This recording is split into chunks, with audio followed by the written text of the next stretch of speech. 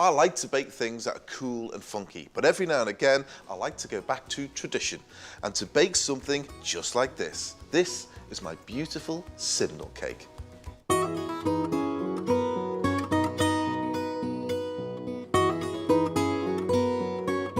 Simnel cake is a cake normally eaten around Lent time or Mothering Sunday and including Easter. And basically it's 2 fruit cakes with 2 layers of marzipan.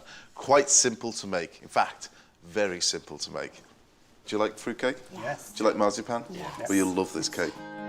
My students are both married couples and have never made a Simnel cake. They look daunted, but they needn't worry.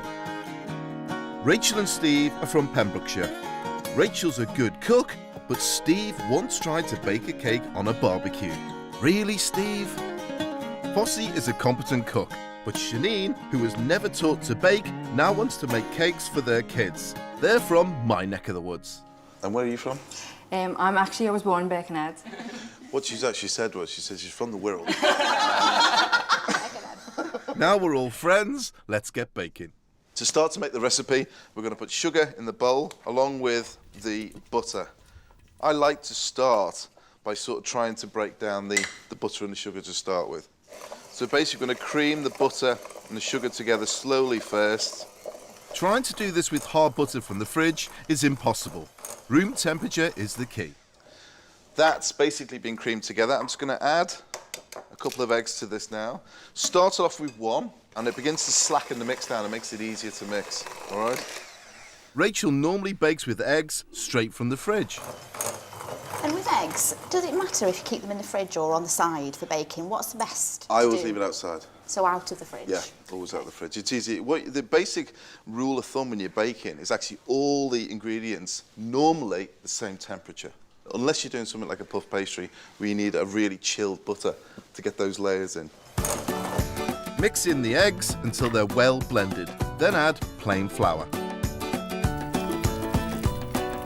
There's your basic sponge there. Now what I'm going to do is add some lemon and orange zest. How far down do you go? The flavour all comes from the orange. So just lightly, see, just taking off the orange and not taking it too far into the white. Straight in. Now it's time for my students to get baking. Okay, get your mixers in there and start breaking up, start creaming the butter and the sugar together. At this stage, you're already adding air bubbles to your mixture. This will help create a lighter mix. Bring your eggs over and then drop 1 egg in and carry on mixing for a bit. And you'll find that the mix will slacken down and allow you to actually get round. Adding eggs 1 at a time does make a difference. Your cake will rise better. Should be 3 eggs going into each mix.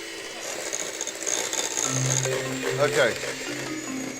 And now you need to get ready for your flour. So tip all your flour into your bowl. Give it a good beat now. Once you've got all the mix together and all the flour's been incorporated. And once you've got a nice smooth paste, grab your lemon and your orange, zest that, and get that in the mix as well. And then you've caught up with me then. Orange as well. Now the special Easter flavours go in.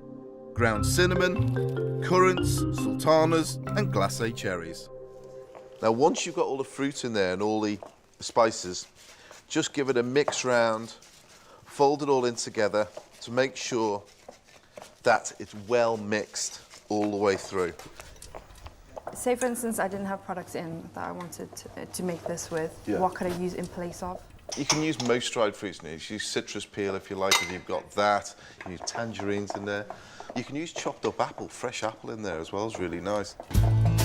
Right, once you've finished your mixture, it's ready to go into the tin. Now here, I've got a tin, which basically I've brushed with butter inside and I've lined it with baking paper, all the way down to the base and all the way around the outside. So, you've got your mix. Half of it goes into your tin, like so, and then you use your spoon to basically pat it down as flat as you can, as equal as you can. Take it right to the edges. Marzipan is what makes a Simnel cake unique. I can't think of another cake which has a layer baked inside it. Marzipan's almond. It's an almond-based paste. Normally they come in blocks.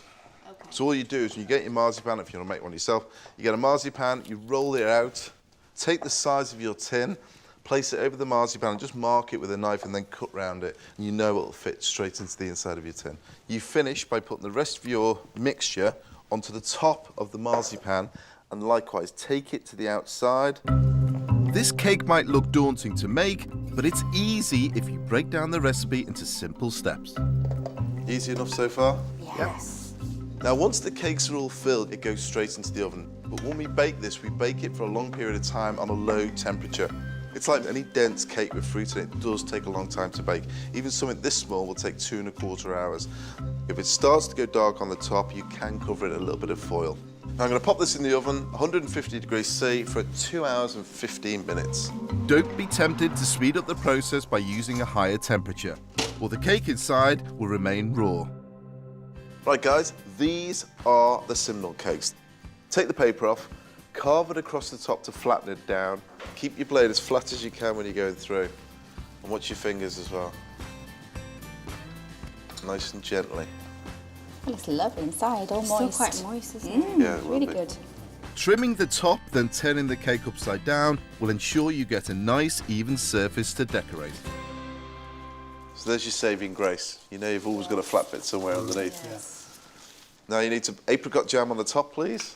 You want to put a nice amount. You want to be able to taste the apricot jam. Once you've got it on, yeah, you've got a good amount, then what you need to do, put the marzipan disc on top of that. You can decorate your Simnel cake with mini Easter eggs or balls of marzipan. Traditionally, it's 11 to represent the apostles, minus Judas, of course. Yeah, I've got 14. 14! 14! So there you have it. We've got 5 Simnel cakes here with 4 people that have never made one before in their lives. But the proof of the pudding is in the eating. Take a little slice down one part of the egg and tell me what you think.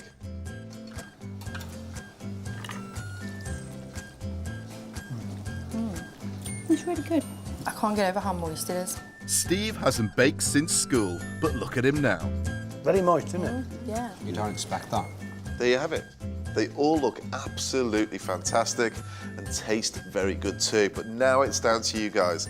I want to see you making a Simnel cake like this.